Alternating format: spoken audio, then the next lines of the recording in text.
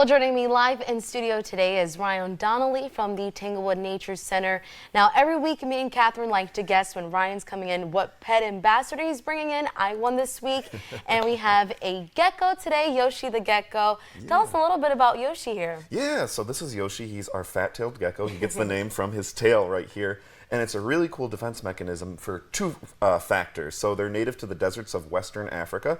So out there, he needs to be able to store kind of reserves, fat. So just like a camel has their humps, Yoshi has his tail. That's where he stores most of his food. But the other factor, the other defense mechanism it helps him out with is escaping predation. So if someone comes up, they're looking at him trying to eat him, they might get distracted. That big tail looks kind of tasty, so they go down to take a bite of it. He can actually detach that tail and hopefully escape from any danger. So. Oh, wow. Now, you said he's native to like desert areas. He has to be then kept in really warm temperatures at the nature center, I'm assuming. Exactly, yeah. So we want to try to mimic his natural habitat as much as possible at the nature center. So we use a lot of heat lamps to keep him nice and warm in his desired temperature. So.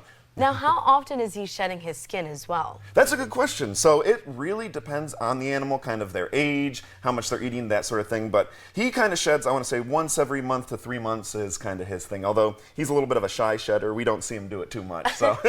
Now, one of my roommates from college, this was actually her college pet that lived with us. We had to feed him mealworms every now and then.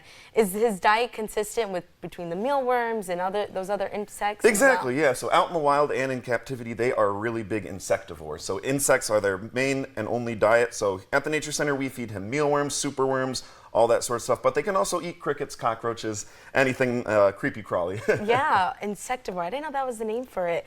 Now, what are some potential threats that he's facing if he were to be out in the wild? Yes, so one of the things is even though he is a cold-blooded animal, they rely on their temperature from the outside environment, he still can overheat, so they are nocturnal to avoid kind of that hot desert sun. So they do a lot of that. Like I said, they are very tasty for predators, not for me so much, but they have to hide that way. So yeah, he has a lot of kind of threats, but also a lot of adaptations that help him out. And yeah, and this coming July 1st, summer camp officially begins, but anything going on for this month of June? Exactly, not too much in June. We're all getting just kind of prepped and ready for our summer camp. So if you want to come see more animals like Yoshi here and learn about them, their defense mechanisms, all that fun stuff, we have plenty of camps. So. Awesome. I will definitely be stopping by to visit Yoshi again. He has me mesmerized this morning. Well, that does it for us here for Tanglewood Tuesdays. Thank you again so much for stopping by.